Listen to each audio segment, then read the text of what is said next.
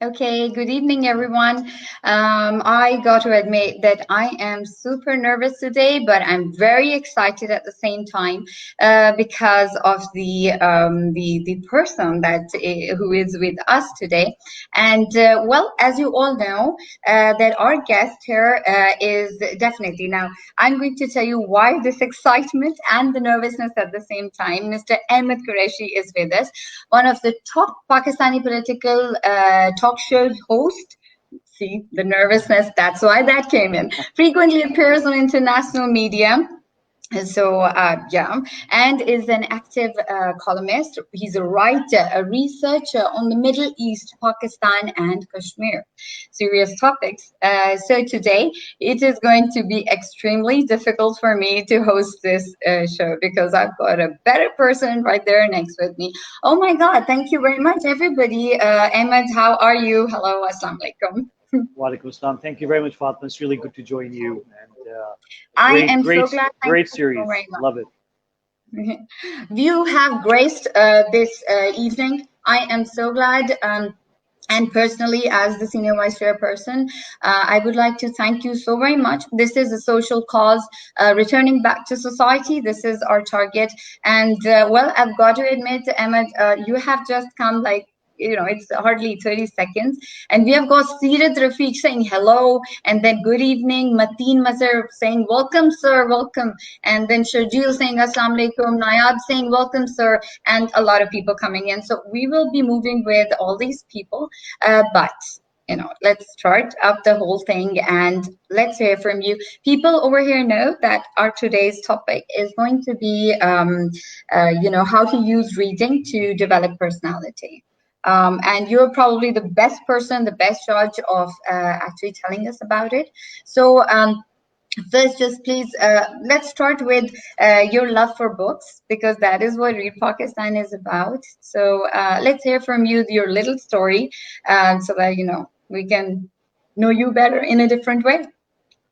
Right. Thank you very much, Fatima. And it's really thank you to Read Pakistan and to all of your colleagues doing a great job. And I've seen your previous interviews, really amazing. And yesterday's was really amazing interview with Walid Iqbal.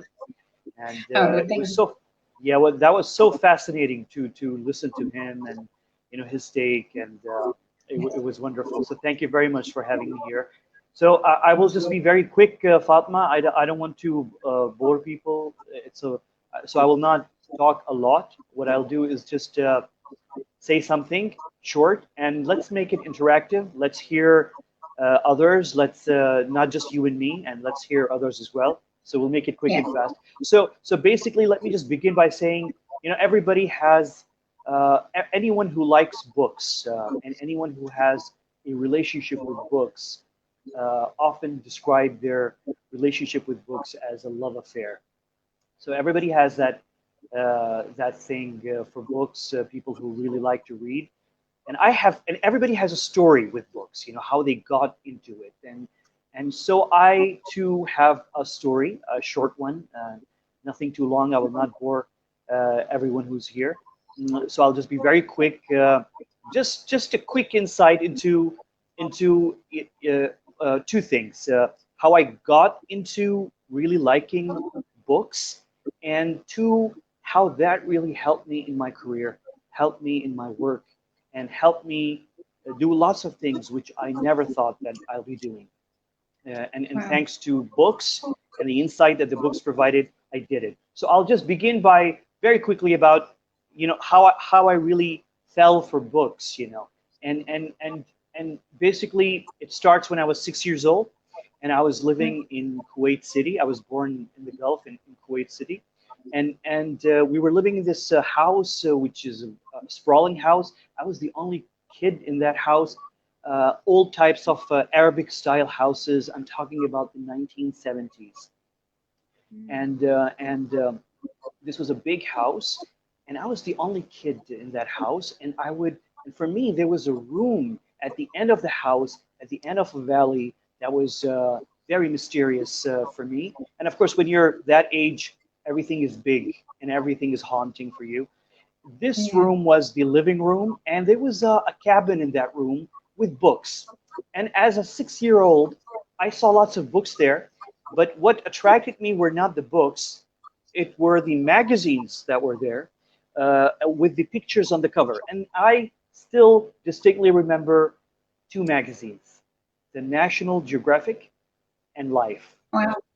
Wow. Life and National Geographic. And of course, I couldn't read at 6, but I was as a lonely kid in a big house that has a lot of time on his hand, nothing to do, no kids to play with. For me, the my daily dosage of imagination really came from these pictures on the cover of Life and National Geographic. And I'm sure you know both magazines, even now. I mean, we are now, of course, on online. Everybody's online, but anybody who's seen Life magazine or National Geographic, both of them rely heavily on fascinating pictures of people and Yeah. of places.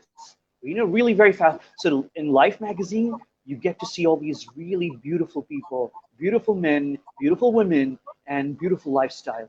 And the National Geographic, of course, is all about travel and exotic places and peoples. So for me, at age 6 or 7, to every day and be free and not have any kids really to play with and this alone in this big house with my mom, I get to go into these pictures of beautiful people and beautiful places. And that really grew me attached. That was the, I mean, besides the toys, that was the only thing that really fired up the imagination of a little kid. So Yeah. thanks to that thing. And I still remember when I became like later on in my teenage years, I hardly remember a lunch or a dinner with my parents where I had lunch or dinner without reading something while eating a book or magazine, a newspaper or whatever, or just looking at pictures. And often my father would say you need to focus on the food because that's important. And but you know, and I would tell him, and I would thank him for getting me hooked and addicted to these magazines and pictures and the written word. So you know that's how I really started. And of course later on I went. We had the computer revolution. We had the PCs coming up before the 386s and the 486s, and I went into coding. And there was a and I would have gone some other way if not for another tiny incident where this gentleman came from the UK who was a British Pakistani, a friend of my father's, who came to stay with a petroleum engineer. And of course, this is the Gulf region, obviously, oil exporting, and you had all these oil people, oil men coming to that region. So there was this gentleman with his, I think, wife or girlfriend, and they came and they stayed with us for like, I don't know, a month or two.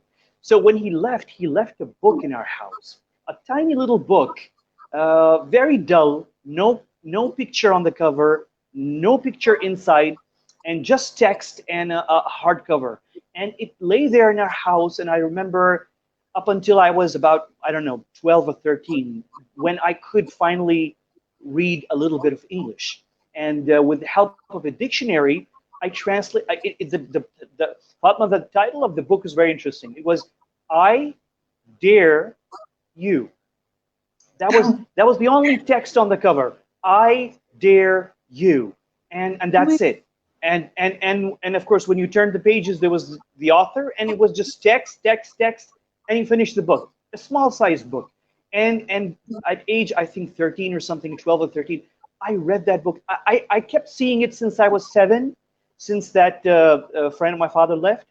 But I couldn't read it obviously because my English, didn't help. And so I waited up until I was 13 probably, and with the help of a dictionary, I translated the meaning of dare. I mean, I could understand I and you, but dare, I really had. So I translate that, and I get it, and it really piqued my curiosity. I dare you, dare me to do what? And I read that book at that age, 13 or 14, and that's how I really got hooked to reading because that was a fascinating book. It was a book by a guy named William H. Danforth. He was an American businessman, and he wrote that book, and he was a great guy. Later on, I learned one of his sons or grandsons became a vice chancellor of a big university. Another son or a grandson of his became member of U.S. Congress. So this was an accomplished person, very impressive. If you go Google him, William H. Danforth, you'd find he was born like hundred years before I was born. So like I was reading that book for somebody who had died in 1950 probably, and this was like the 80s. And so this book was really fascinating. It was a book. It was a call to action. It was a motivational book. Amazing. It basically said that everybody should have a class. Everybody should have an objective in life. It even taught me at that age, when I was 13, how sitting straight and having a great posture and walking straight and sitting straight really impacts your personality and gives you a certain look. And you need, whether you're a man or a woman, and and it had a whole chapter on that, on how to physically conduct yourself as a man or a woman, and then a lot of things about how to deal with adversity in life and so forth. So really very fascinating. And that book really got me hooked into reading, because the prose, this was, Fatma, not one of those self-help books. This was a book written with very, very beautiful language, and it was simple. I did not really need to, consult my dictionary a lot, because Mr. Danforth, the author, wrote this book in a very beautiful and a very simple English, and it was not a boring way of writing. It was a very beautiful, very personal, and that also made me very much interested in communication. I often refer to that book to see how the author developed a connection with the people who are reading that book. And because I felt the connection, I felt a very, very deep connection with the author because of the personal style, the writing style. And later on in life, when I got really hooked to writing and reading and communicating and meeting people and convincing and influencing, one of the key things I always kept in mind is that we have 6 billion people in the world, or seven, or whatever the number, and everybody, of course, has their own different style of communicating, and there is no one right style. There could be multiple, hundreds of really very good styles, but one key thing that needs to be kept in mind is how you communicate and how you develop that closeness with your target audience, so that they can understand you and you can understand them. Yeah. And it's and maybe, Fatma, you can do that when you're sitting face to face with somebody, but to do Yeah. that in writing, it's very different. So that's how I Yeah. really got hooked to books, and that's my love affair with books, and it helped me a lot, in communication, in influence. Obviously, you're a lawyer, so you know how important it is to convince. And as a Yeah. lawyer, you or me as a journalist, we are in professions, but really it's not about journalists or lawyers. It's really Yeah. about everybody. Because if somebody right now is a teenager and he's living with his parents, he needs to convince his parents at some point in his life about his life choices. And for that, you need to have that skill. You need to convince your bosses. You need to convince people as you move on in life. So really, those are skills, and you get those skills, and you get the confidence. Uh, of course, when you're reading books, you don't memorize the knowledge, but the fact that you have knowledge gives you confidence and makes you really confident when you deal with people. So really, reading is an amazing thing. And even now, I'm trying to instill this thing in my kids. With all these distractions, with the PS4 and Xboxes and so forth, and you have so much distraction. You have the YouTube, you have different mediums now, and I can't say reading is the only thing that really can help you, because really the audio visual medium now is very influential, and I Yeah. can't say that, well, I should discount that and just rely on reading. So reading is important, but you need to be open to other influences as well. But reading really is the most powerful influencer, and it That's so really strengthens your personality. That's so true. Okay, in the middle that you were talking to me, Ahmed, I was just wondering, because a very important thing you just said about the posture, about the way you speak and how you communicate and the body language. So I would come down to body language first. You think that your body language is well, this is different from reading though, but I'm going to put this question forward and then I'll move forward. So body language, how important that is, because you're a journalist, you would know this better than anybody. How much does body language play a role in communicating with people? If you can put it into percentages, that would be great. Yeah, well, I would just roughly 50%. I mean, half of your communication is body language, 100%.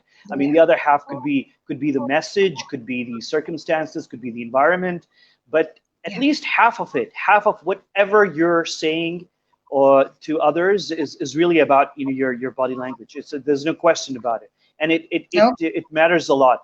And one of the people that really gives you a good understanding into this without really explaining much is the current U.S. president, Donald Trump.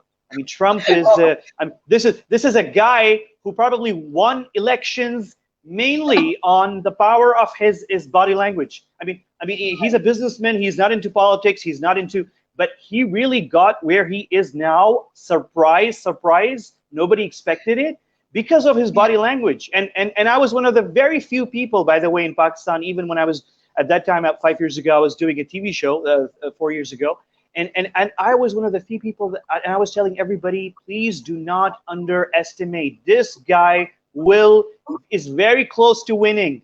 Do not understand, because he has what it takes. He's very, very convincing, more convincing than many of the people who are standing up against him. So body language, the way you conduct yourself, is as important as the message you're conveying. No question. Oh, wow, wow. This is impressive, Ahmed. You were saying it about Trump when he was not even elected. Okay, fine. Okay, we've got a small question from Aisha. She's just here with us because these are live. So, I have to be, as I told you before, that we'll be taking questions in as well. So Aisha says, can book be an alternate for a hard book, as in a hard copy? Can an ebook be a replacement? Actually, that's what she wants to ask you. Okay, Fatma, just to understand quickly, a Yeah. replacement to what? Okay, so she says that a hard copy, can that hard copy be replaced by an ebook? Because now we have Okay, so much okay, yeah, technology involved in true. everything, especially books, that we have so many ebooks now that people are usually going for. Like you said, that technology has sort of superseded a lot. So now the point is that she's just asking, after listening to you, she's saying that, okay, can an ebook be a replacement Yeah, for yeah, a hard?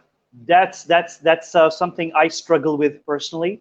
And I finished a book which was an audiobook, and it was the Okay. first experience for me. It was a huge book. It was like about 500 pages, and I enjoyed it. I thought that I will be, because I love the feel of the book in my hands. I really enjoy that. It's very personal, and I'm sure you felt that as well. And everybody who likes books, and same thing with the newspaper. I don't enjoy reading articles as much on the cell phone or the laptop as much as when you're holding the paper. But I tried Yes. the audiobook and I loved it. It was really good. It was different. And so is the ebook. But I think it cannot replace the hard. I mean, if you No. really, really like the book, you need to have a hard copy and not just a soft. But I will not discount the ebooks. Ebooks are really very, very useful. There's no question. And Yeah. so are the audiobooks as well. Audiobooks are amazing as well. Okay, Aisha. So I think the answer to this is that both of them are important, and obviously you enjoy both of the obviously both of them have different genres, so you're going to enjoy both. So try not to mingle with this approach. Just go for the ebooks and go for the hard copies and be happy, keep reading. Okay, so okay, Amit, we've got a comment from Sirat Rafiq. She says, knowledge never goes, can take away from you. Reading books help you to understand and know about various concepts, tools, and resources. And this is something no one might be aware of. We are better equipped to face challenges in our life.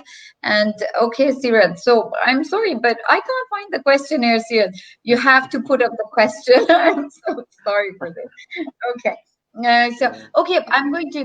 There are a lot of comments coming in. Just quickly telling you, Ahmed, that there are a lot of people with us right now. Muhammad Israr says that I'm watching this and I'm loving it, and then Akif Sumru says in personality development, how can we? Now this is a question. I'm sorry. So Akif says in personality development, how can reading books influence in a good way, in a better way?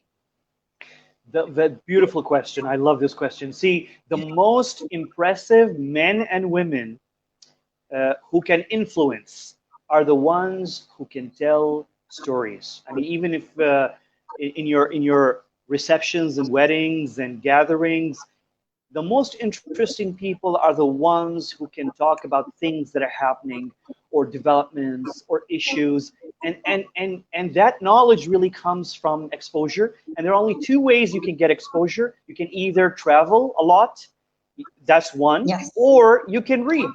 See, it's only one of two ways. There no Mm. other, there's no third way. Maybe a third way is YouTube, but how much are you gonna watch? I mean, YouTube is also one way where you can just sit in your room, not get out, and get to know everything about the world. There's no question about that. But basically, it's two things. It's either travel that really gets you to know the world, or it's reading. And reading really gives you the knowledge, and that what makes you an interesting person. And even let's take how do you think Prime Minister Imran Khan or even Trump can stand there and during a TV, I don't know, interview or a rally and talk for like 30 minutes or 1 hour? How do you think they really do it? They do it And the because listener, they read a yeah, lot. They read. yeah, There's Trump, for example, and I was checking his background, and I've done a lot of. Interestingly, I was reading his books way before he ran for this election. I mean, I'm talking about a decade ago. I read lots of people don't know this. Trump wrote probably 5 or 6 books. Uh, yes. either wrote them himself or somebody ghostwrited those books for him, but it was based on his own sayings and experiences. And those were amazing books. And when I went through them, I realized that this man has something. And whether you agree with that, whatever he has to say or not, but he has something and he has convictions. And I Mm. researched and I saw some of his older interviews, and he has this consistency of views, and he has the same views that he had when he was 25, when he was 45, and now when he's 74 or 73 or whatever. So the point is, when you see Trump talking for like an hour during a rally, or when you see Imran Khan talking for an hour or half an hour and consistently remaining interesting, whether you agree with him or not, that's not my issue, but he remains engaging. How he does that? Because these men have really read. They read a lot, because reading really gives you the impetus, the motivation to say something, because reading gives you knowledge, and you feel like you have something to say, and you feel confident enough knowing that you really went through a process of learning. And imagine somebody who's sitting in front of you and who starts talking, and you tell them to speak for an hour, for example, and they've never read a book in their lives. I mean, they have nothing to tell. What are they going to talk about? So reading does have a direct impact on how interesting you are, and how interest and what kind of ideas you have. And it really all comes out. Fatma, I'm sure you felt it yourself when you were in your first, I don't know, gatherings or parties with friends, and you have nothing to say. It really comes down to what you read somewhere, or some Yeah, interesting thing that you learned from a book. It matters a lot. It impacts your personality. it does. It does. You're so right about that. You are perfectly right about that. Because just recently, I'm not very good at reading Urdu. So I'm just a bit weak, which I don't think it's a very good thing. So I'm really, developing this habit of reading quickly, because I can read Urdu, but I'm not very nice at it, not really fast at it. So I think that should be the thing. So I was just recently, I finished off Shahabnama in audiobook. So it was quite a book. Obviously, it's quite big. And when I was done with it, I had this, altogether new window, new horizon opened in front of my eyes. And the best thing was that I was flabbergasted that I was missing on something. I wanted to read Shahabnama at least like 10 years back, and I couldn't do it. And Can I ask you? what? Can I ask you a question? Can I reverse the role? Can I ask you a question here? Oh my Because God, it's not going to be really tough, yes, right? okay. It's a question about the book, this book, Shahabnama, because I have the book in my library at home, and I have gone. It's a huge book. It's, I don't know, 1,000 pages or something, and it's a huge book. And I haven't read it. I have it for the past 10 years probably, and I keep reading like a couple of pages every now and then because I could not get myself to finish and read a book from cover to cover because it's so huge. So my question to you, and I know it's about history and wisdom and experiences and the stories. So, what was the most interesting thing that you found in Shahab now for those of us who have not read the book yet completely? Okay, so two things which I thought that, they really, first, number one, was the candidness. It was so candid. Everything was just there. And he was, so Qudratullah Shahab was actually explicitly clear about everything he was saying. He was sure he could quote. There were references time and again. And even if you could not remember them, you can always go back to the text and see and connect. And then secondly, well, this is going to be a little funny, but Ahmed, interestingly, there's this chapter about this very horrible experience that Qurazullah Shahab had with this. It's a sort of a horror story which he actually narrated. It's happened to him, and I believe that he's telling the truth. But because people usually don't believe in ghosts and spirits, so it was something that actually got me really, I don't know, it really got hold of me. And so, so yes, Shahabnama is candid. It's wonderful. The language is, it's beautiful. And the beauty of the language is that he's being really straightforward on things. This is not about me, Ahmed. It's about you. Please. One more question. One more question. Did the book Shahabnama help you improve your Urdu language? Yes. It did.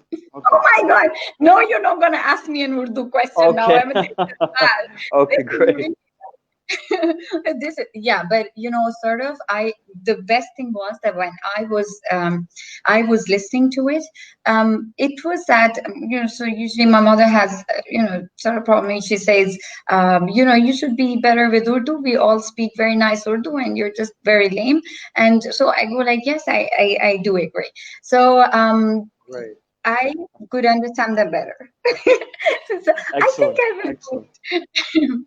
Okay, so now, Emmett, we are I would getting very. I would suggest that you do an episode of Read Talks. Just you maybe a short one like 15 minutes or 10-15 minutes. Just Yeah, some highlights from Shahabnama because I would that's love one of that. those. Yeah, you should do that. Yeah, you should do that. Yeah. Really. I would love to listen to that because I'm Oh, scared I of was reading. thinking about it. Yeah, no, I'm scared. Lots of people, lots of the younger people today are scared of reading Shahabnama because it's such a huge, thick, huge book, and nobody has time for that. So if you can, like, in 10 minutes, can just give some highlights about it and why it's important, maybe the beauty of the book and some couple of interesting things from the book. That would be really very interesting. You should do that.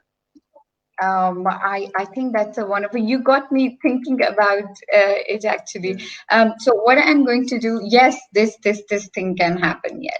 Right. Okay. So we're going to do that. But then, well, in that case, I would like that if that session is going to be there, the Anna, you're going to be there with me. I will be, yeah. I'm gonna ask you questions because I really, yeah, I would like to ask you questions. I'm not done with Shahabnama questions. I have many questions, but I don't want to turn this like, into a I know Shahab. you don't want to turn it Yeah, into a Shahab thing. Yeah, I understand that. exactly. Yeah, I know the Bimla Kumari ki Bechain Ru and stuff like that. I don't want people to. Great. Okay, but that's the chapter's name, by the way.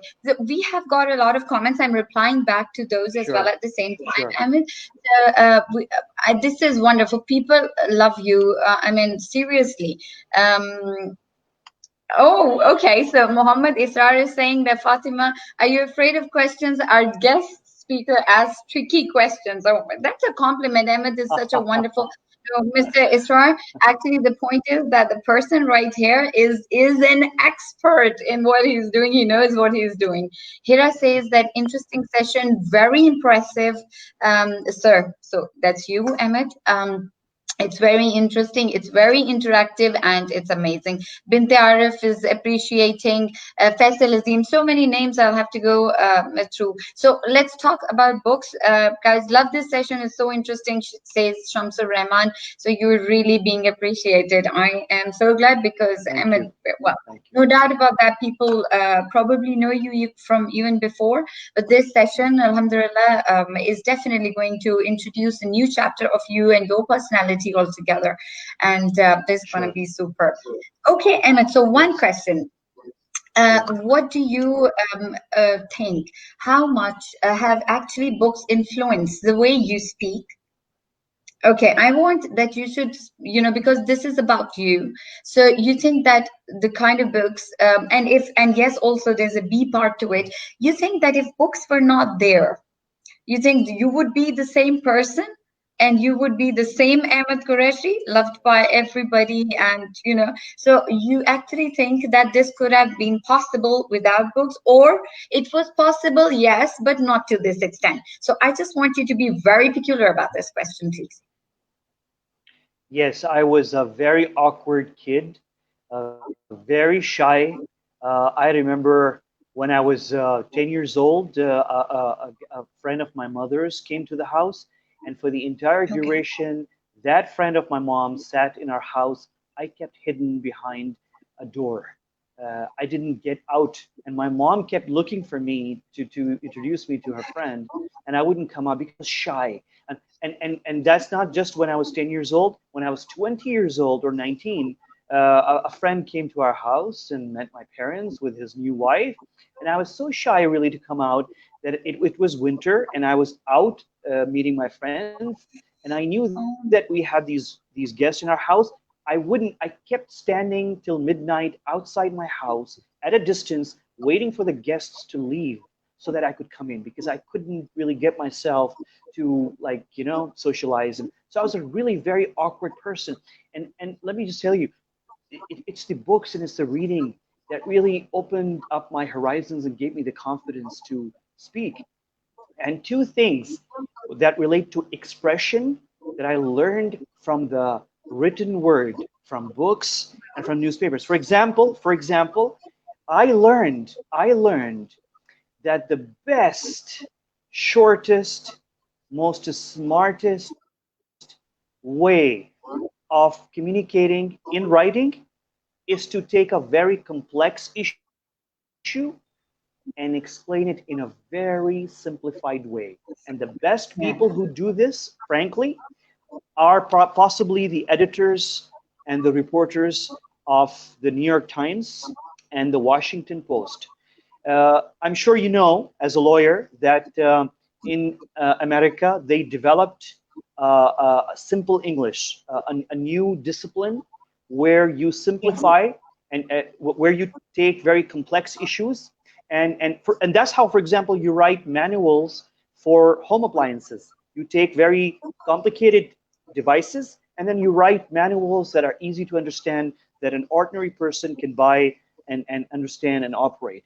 So this is a new a discipline, how to take very complex issues, whether it's a foreign affairs, international relations, whether it's a religious issue, whether it's a cultural issue, whether it's something in English literature or any other literature, and you present it in a simplified way so that an ordinary person who's not an expert like you in that subject can understand and can relate and get attracted and maybe buy that book or read that article. So this is an art. This is an art, and I learned that only by reading people who write in that way, who simplify very difficult things. So, for example, Thomas Friedman is a reporter who now became very senior and became a columnist for the New York Times, and he knows very complex history. and he knows very complex geography, very complex things that take pages and pages and pages of writing.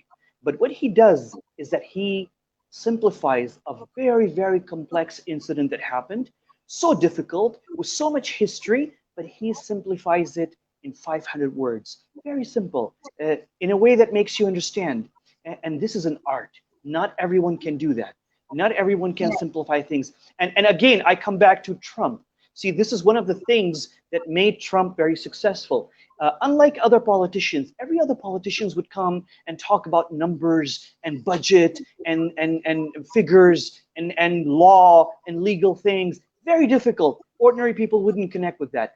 But Trump came and he talked in this very simple way. From a Pakistani example, if Pakistanis are listening to us, and majority of them, of course, definitely are, all of us here are Pakistanis. So for those who are in Pakistan or who know Pakistan, Hamid Mir, for example, my colleague, and he's a friend of mine, and he's my colleague. Hamid Mir is very successful as a TV anchor, whether you like him or not. I disagree with many things that Hamid Mir says, and I agree with many things that he says. I agree and disagree. He has his opinions. But one of the reasons why Hamid Mir is very, very successful is because his communication is simple. He takes the most difficult issue of the day, the most difficult thing that happened in the Supreme Court, the most difficult thing that happened in the Parliament, and he simplifies it in his introduction. Go check every video of his show, and just check the first 2 minutes, the intro, the introduction of his show, and you'll find that whatever the issue of the day, no matter how complex it is, he will always simplify it. And that's why he's a hit. So I learned how to simplify things because I read, and it impacted me in communication. That's one. And number two, I learned how to develop confidence and how to learn and how, see, okay, let me stop and let me not talk a lot by giving this just one example. I learned that no matter how good you are in writing, and no matter how impressive your writing is, when it comes to talking face to face to people or via video like we're doing right now, you cannot be reading from a written text, because the verbal communication has to be very different. It has to be personal, it has to be physical, it cannot be written. If I were here to sit, and I wrote something, by the way, just to organize my thoughts for this session. If I sit right now and read what I wrote, you will be bored, and I will be bored, and everybody else will be. But where did I learn that? I learned it because I read somebody who did this, and he gave me his experience. So instead of me going through that experience and learning maybe 20 years later down the road, I learned it earlier because I read that book. See? That's wonderful. That is so true. And yes, you are super right about that. That but 500 vocabulary books. You can have Shakespeare and you can read Shakespeare with 500 vocabulary books or 600 vocabulary books. So yeah, a difficult topic turned easy. I think that's the key. It's the one of the keys to success. And yes, you're perfectly right about that. We have some questions coming in. So we have seen reading. So this is Azim asking you, Ahmed. We have seen while reading books that we unconsciously, this is interesting, unconsciously adopt the personality of our favorite character. But sometimes it goes negative for us. So what should we do to avoid it? Wow, this is so beautiful. I mean, this tells you that Azim is a real lover of books and and he gets influenced by, and everybody does. It's so true, Azim. I fully I relate to your experience, because when I was reading that book when I was a kid, I Dare You, William H. Danforth, I really became one with William H. Danforth. And when I watch Mission Impossible and I see Tom Cruise, I become one with Tom Cruise. It really becomes personal, and that's why Tom Cruise is successful. See, it's not just about books; it's even about the visual medium. So if you're natural, if you're real, you connect and you influence and you're powerful. There are so many actors, so many actresses around, but Tom Cruise is among those who are really very impressionable because he connects, and the same goes for people who write. So for Azim's question, how to sort of keep a distance, I don't think you can do that. I think you should allow yourself to become one with the subject that you're reading, because that's the only way that you can. If you live it, that's how you'll take it in. And obviously, once you close the book and you've done the reading, you'll be back to real life. So leave it to that process of ending that whatever you're reading to return you back to earth. But while you're at it and while you're going through it, enjoy it. And what better way to enjoy it than to become really one and attached with that subject that you're reading? No, yes, it's an altogether different experience, and we all need that. Imagination plays its all due role. Oh, We one, have yes, yeah, true. you can say that because you've Yes, experienced this in childhood. Amna is asking a question, Amit. She says, "Sir, can you please recommend a book that relates with the current dilemma that we're facing regarding freedom of expression, especially the verbal expression and art of engaging the audience, and building habits that are intimidating, but necessarily such practicing gratitude and thoughtfulness." So I think she wants to ask about, she wants to say that in the yes, yes. current dilemma that we're facing regarding freedom of expression, especially the verbal expression and art of engaging the audience. Yes, Okay. yes. This is. Let me give you a Journalism very practice. yes. And Fatma, what's the name of the person who asked the question? This is Amna Ijaz. Amna. Yes, Yeah. Amna Ijaz. Amna, that's a beautiful question. And let me give you a wonderful lesson that I learned from someone else. And Yes. it's especially pertinent for our society in Pakistan because we have so many limitations.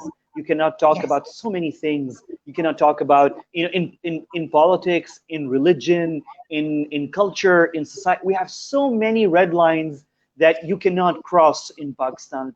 And I feel it deeply because I'm a journalist and I want to talk about so many things that I can't because of these limitations. You don't want to offend people who are too religious. You don't want to offend people who are too liberal. You don't want to offend people who are pro men, who are pro women, who are whatever. So let me just give you a wonderful lesson that I learned from somebody else.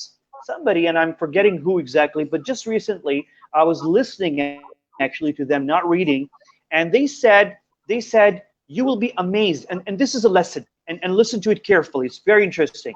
They said Okay. you will be surprised by how much you can say, no matter how sensitive it is. You'll be surprised by how much you can say and convey if you do it in the proper way.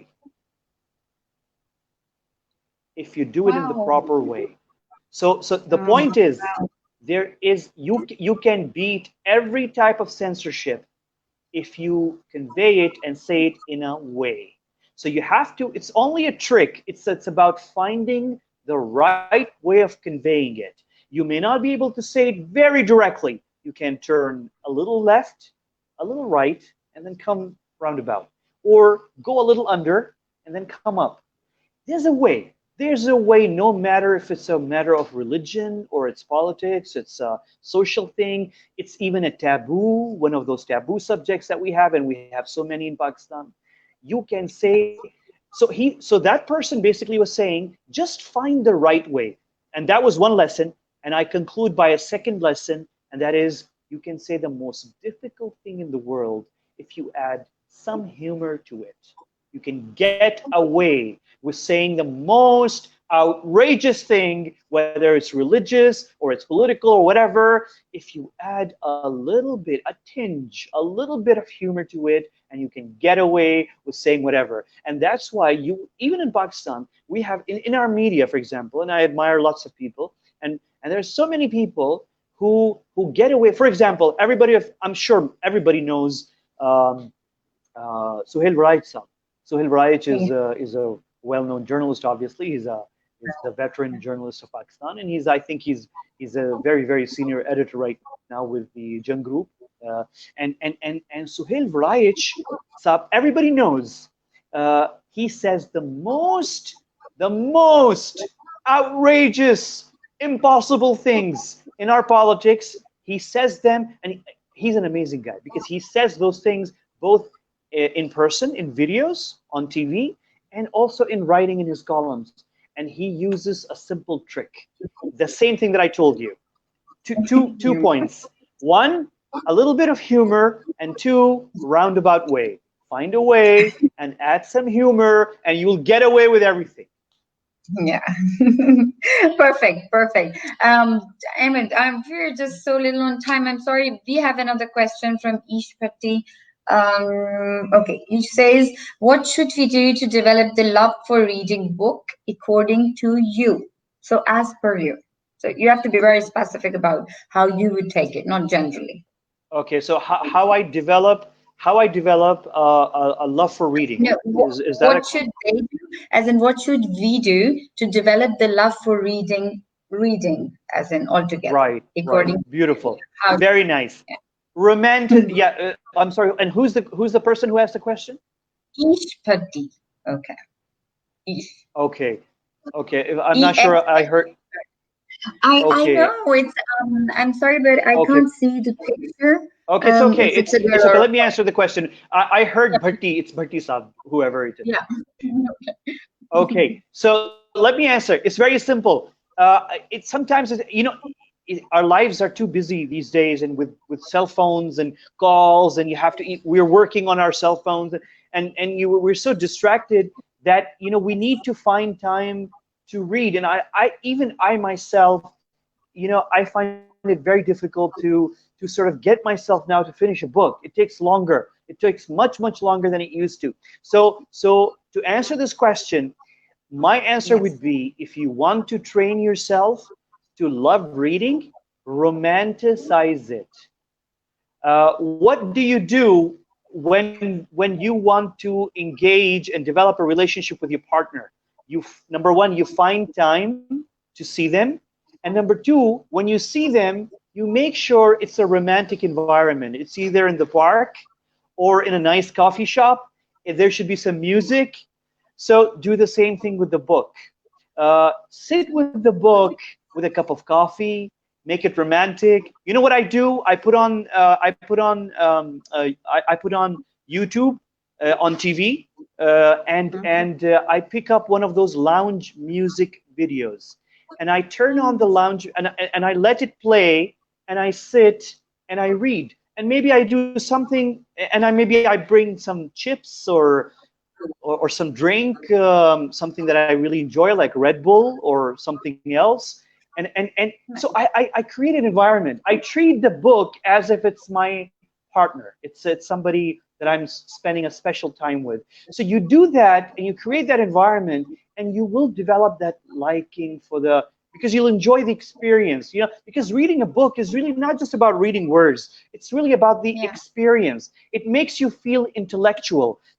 Do Yeah. something, pick up a book and just go to a coffee shop and go with nobody, sit alone, order a coffee, sit for 2 hours, just read a book. Maybe you will not enjoy the book, maybe you'll enjoy the ambience, the atmosphere, but it will create Yeah. a connection between you and reading. That is so true, Emmett, because this is something that people don't understand. We need to communicate, we need to connect with the book. Take them as like whenever we read quotes, we always say a book is a friend. So simple quotes like these have real wisdom behind them, because a friend, what does a friend do? And what do you do to a friend? These things are really important. And yes, I think this is brilliant. There's this person right here, Ahmed is saying, I'm sorry, she is saying, yeah, I'm really happy to see you, sir. I see, because I'm sorry, this is a comment, but I need to deliver this message to you. Sure. I'm really happy to see you, sir. I'm sorry, this is more comments are coming in, so this was just going up. I see you after a long time when you came on PTV World, and I was in 5th grade.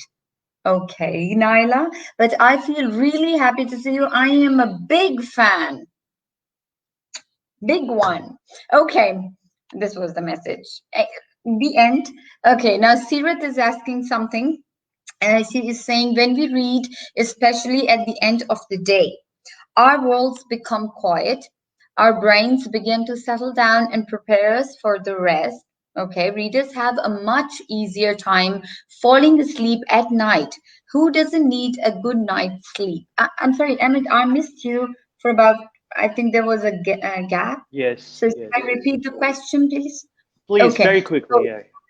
Okay, so Sirat is saying when we read, especially at night, because I think she's a person who reads at night, readers have a much easier time falling asleep at night because they read. Who doesn't need a good night's sleep? Okay, so this is basically a comment. She actually wants to know what you think of the best time for reading. Is it the night time, or do you just like you said, Ahmed, that whenever you get time, you can go for reading? But she is specifically pointing at night reading. So Yes, your I'm a comment. night. I'm a night owl, and I love reading at night. There's no question. And there's a saying in many languages, but I read it in Arabic that reading at night and studying at night is a trait of the prophets, and it just shows you that people who read, prophets, philosophers, used to do that at night. But I also agree that when I read my first audiobook, I did it at night, and really it helped me sleep early. And I'm one of those people who find difficulty in sleeping, and so it was really very helpful. But when somebody gave me the suggestion to romanticize my book reading and maybe find time during the day, maybe an hour, just during lunch break, maybe, or some other time in the early evening, and go and sit at a coffee shop if it's a nice place, if there's a nice view.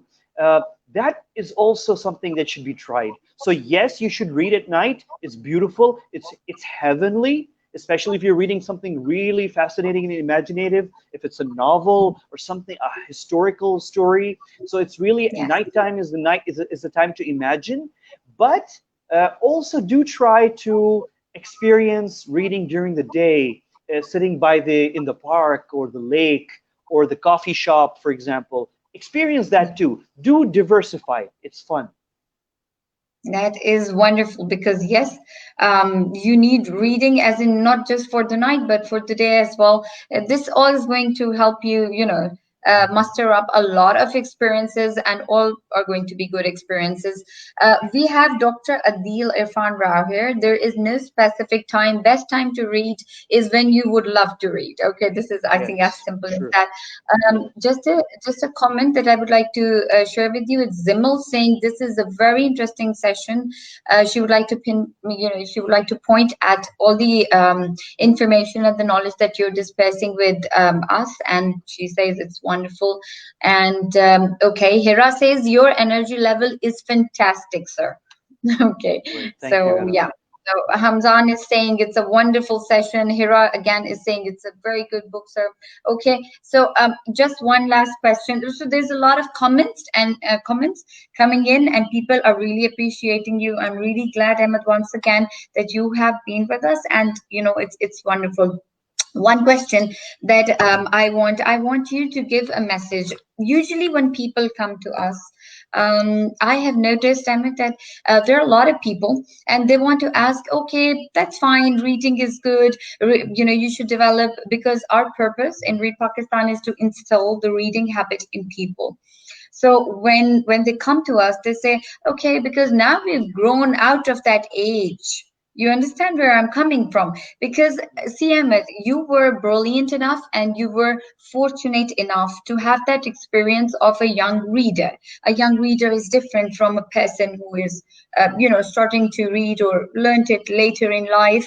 So what happens is that you want to develop it. When people come to me, they ask odd questions. For instance, those odd questions, I'm not saying odd in a bad way, but odd as in different. Okay, so now Emma, just a few questions that they ask me, I'm going to put forward one of those. One question that comes in is, whoa, I'm 30 years old, say for instance, how can I develop a habit of reading now at this age? So I want to put the same question forward over to you so that you reply in your own way. I have shared the answer with them, but I want you to answer to this particular question as well. There's a lady judge of Yeah. the US, of the American Supreme Court, who died recently. She was, I think, almost 90 years old or something. Yeah. And she was given this amazing funeral, and they put her casket, her in a state in the U.S. Capitol building, and she was given this amazing, and she was a Jewish American woman, so she became the first Jewish American who was given this kind of honor after she died. She passed away, and she's remembered for her. She's from your profession, Fatima. She's a lawyer. She was a lawyer. So Yeah. and she made a huge name for herself. And you know what I was surprised about when I read about her?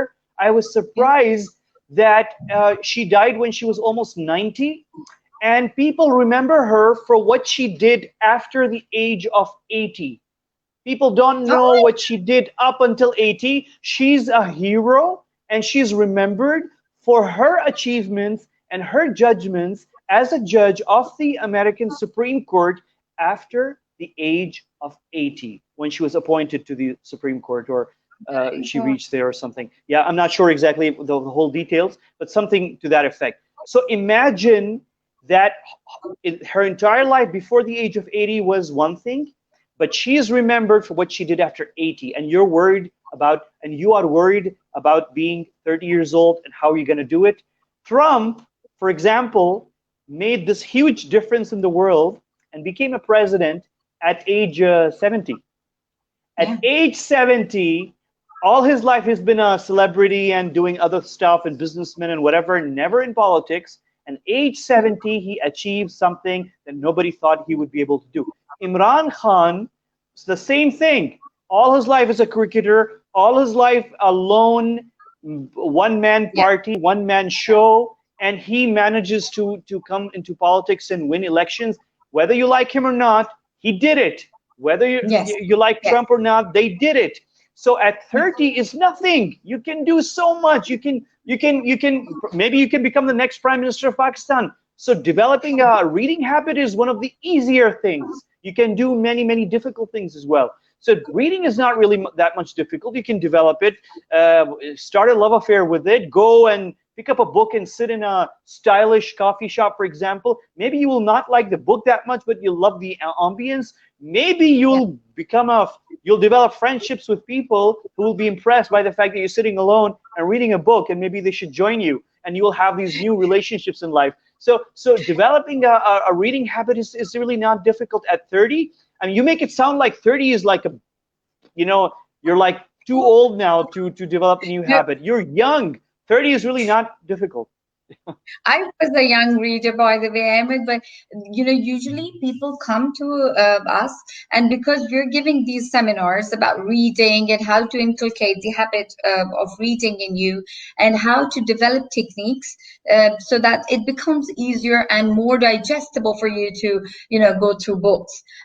So usually what happens is, because as you know, Ahmed, the Pakistani society does not offer you too many incentives for reading, too many libraries. We don't have too many.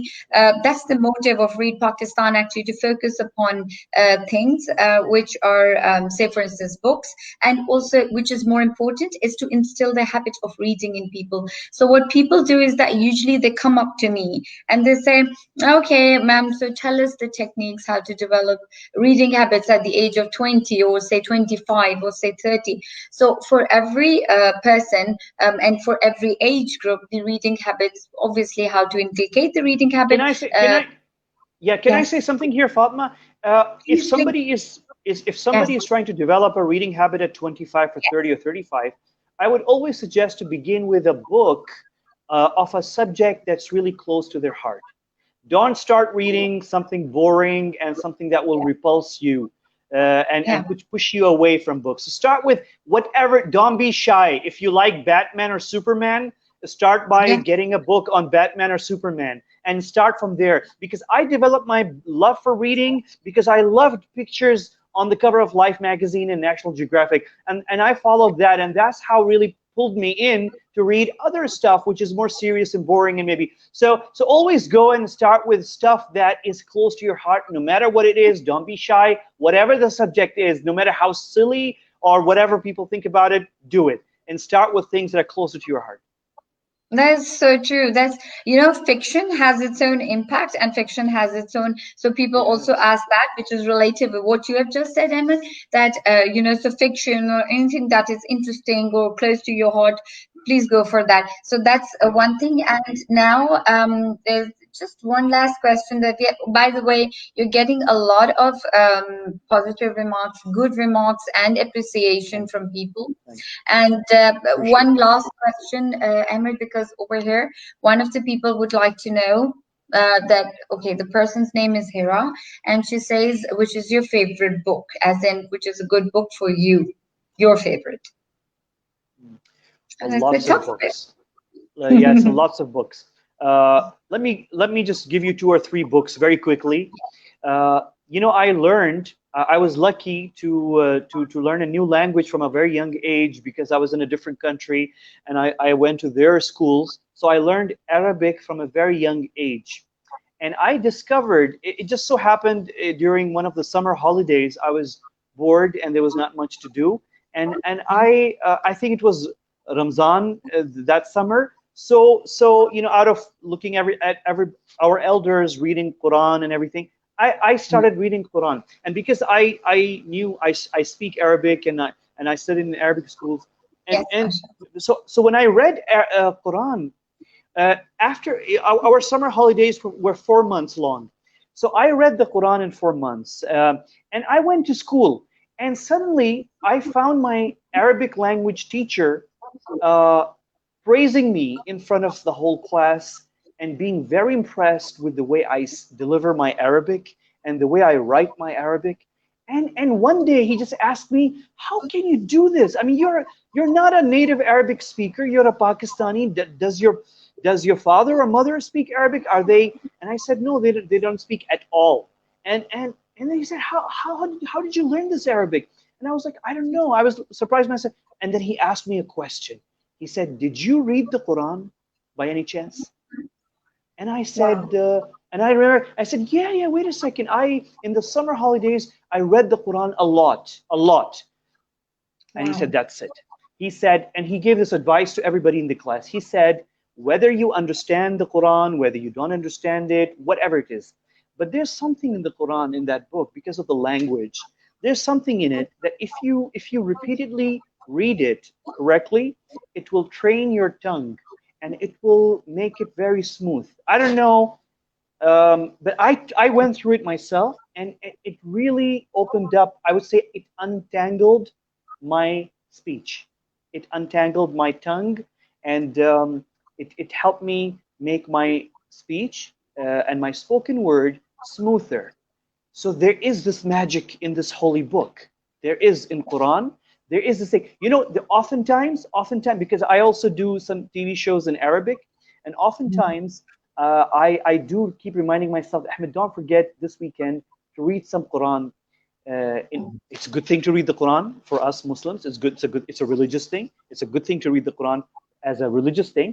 But even if you're not religious, let's say not everybody is a religious person. So even if you're not a religious person, read the Quran, because I keep reminding myself, Ahmed, read the Quran because it will help me in my next interview in Arabic for so and so TV channel, because Quran really makes you. So there's this magic in this book.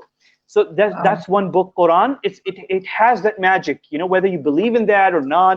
But it only helps if you can read some Arabic, if you can do that. And most Pakistanis can, because Urdu, Farsi, Arabic, it's all the same almost, in at Yeah. least in alphabets.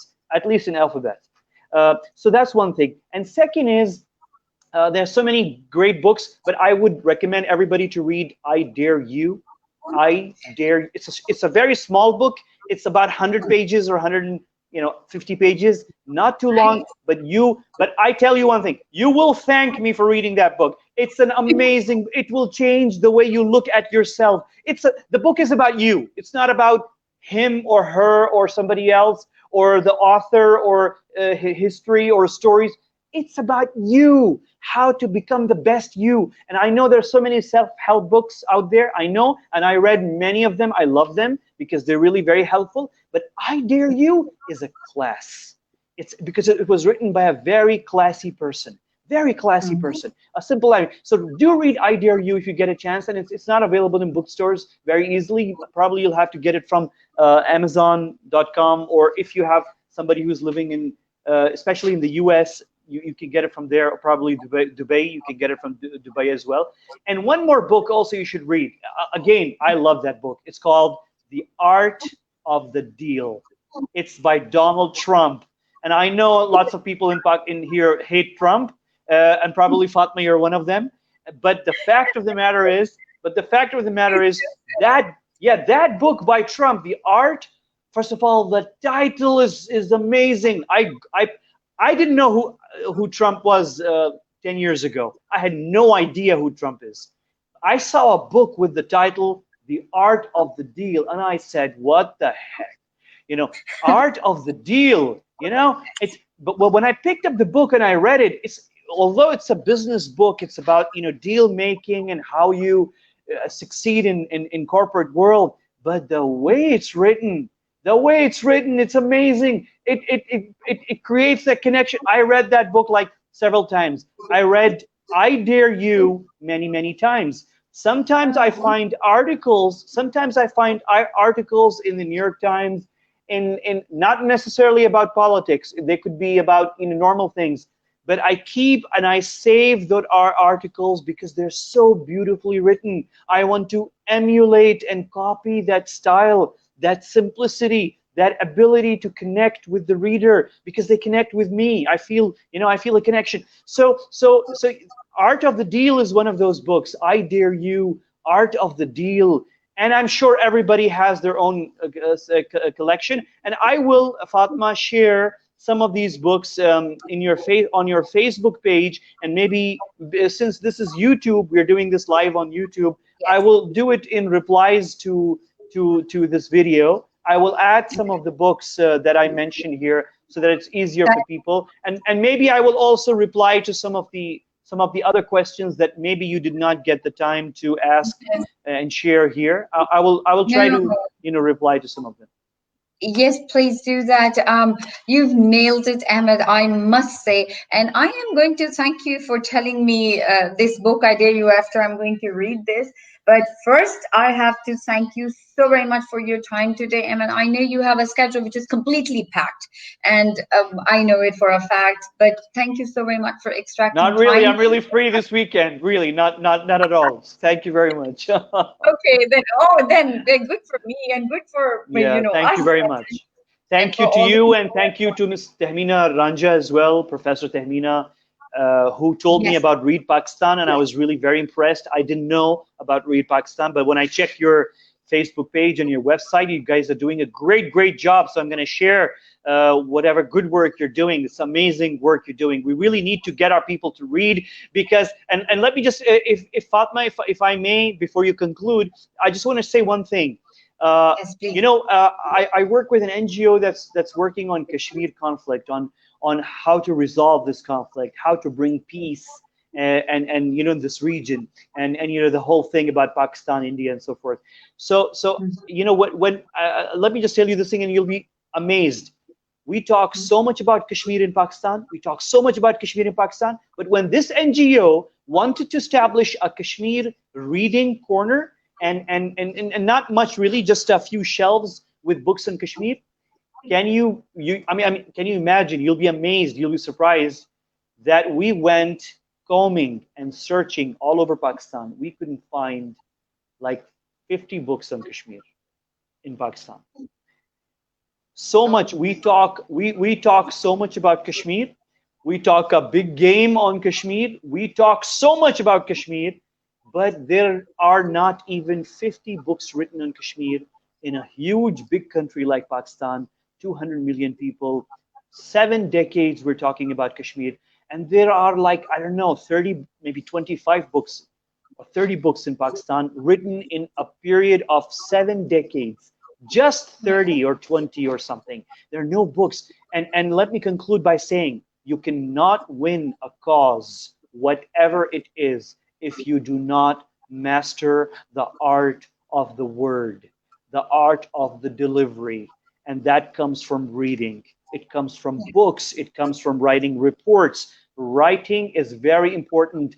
Our culture in Pakistan is based on speeches. Taqreere karna, speeches are good, good. It's important, but the follow-up work happens with the written word. It does not That's happen with the speeches. Speeches are should be the second thing. First you write, then you speak, because once you write, you have things organized. Before I come to you, Fatima, I was telling myself, Ahmed, you're so good. So what? You're gonna sit for 1 hour, just talk, just shoot off, just open your mouth and blabber, and it's just and I discovered no, what I'm gonna say about books, I really have nothing. But when I sat for like half an hour on paper and I just wrote a few things which I will not even going to read, but that simple exercise of sitting for 30 minutes and organizing and imagining if I'm going to read what I'm writing, that gave me a whole structure of how or what I'm going to say. So I did not write everything that I was going to say here or what I said here, but of trust course. me, if I show you that one page that I wrote, it's a summary of everything that I said here, because I mentioned key headlines, and that helped me organize my thoughts. So writing is the key. If you want to win, even if you're talking about Kashmir, you cannot convince the world if you don't have the written word, if you don't have really imaginative Yes. articles, really with arguments, not those emotional stuff, and not just cursing and bad mouthing others or talking against True. XYZ. No, you need to be very structured. You need to have the ability to convey. That's very, very important. So writing and book writing and report writing and even writing your Facebook update, just a couple of paragraphs, if they're amazing, if they really capture, that's much better than a 1 hour long speech that people may or may not listen to in its entirety. Writing really, really influences and changes even in politics. That is so true. These are golden words. Like I said, you've nailed it, Ahmed. And yes, we need to have another session for this. I have taken so much of your time. We're already, Thank we've you. taken extra 12 minutes, but We are on I'm YouTube. going to, Fatma, Fatma, we are on YouTube and nobody is putting a cap on you. You can talk as much as you want. no, I don't want to go. I don't want to drag you. I know that I wanted and I asked for 1 hour from you, Ahmed, and I'm very obliged that you have given us that, even more I than have no that. problem. Yeah. If you have like a couple of questions or something, if you want, we can do that. Or better still, I will reply to Yeah, them in comments later on. you can do that as well. But Ahmed, I want you to commit for another session right here live, so that you can't run away. Of course, I know you Okay. won't. But yes, Yeah. about Kashmir and about serious issues about writing. We've done this about reading. We can do this about writing as well.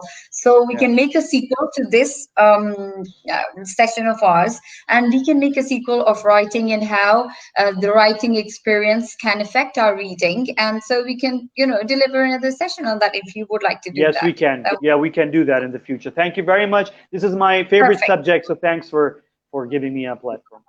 Thank you very much, Ahmed. I was, well, like I said, I was really afraid for going for this because I knew that I'm going to face a person who is definitely perfect at this, and I'm trying to challenge him. So, but thank you so You've very done a much. you've done a wonderful job. You're a natural. See, the best thing is if you're a natural, you rock. So you did it, better than many of the people who come on TV. Why? Because they're so like pretending to be something else and trying to be something else. And because you're a It takes natural and I you're was so doing that. knowledgeable, yeah, because you're so natural. Because you're a TV person. You're a natural TV person. You're a natural screen person. So you done it wonderfully. Thank you, Ahmed. I am so obliged. I'm seriously grateful for all your time and everybody over here. They love you. Please go through the comments as well, and I'm Thank sure you. that you have enjoyed as well. But thank you so much for making it interactive. It was amazing. I've personally enjoyed it. This is Thank one of you. the best, sessions that I have personally liked and I have Really. personally Thank you. enjoyed. Yes. Emmett, Thank you. thank you so Thank very you. much for your time. God bless you. See you next Take time. care. Yeah, great. Inshallah. Take Take care. care. Allah Hafiz, everyone. Bye bye. Bye bye. So should I shut down here or are you going to do it from your side? I'm doing it.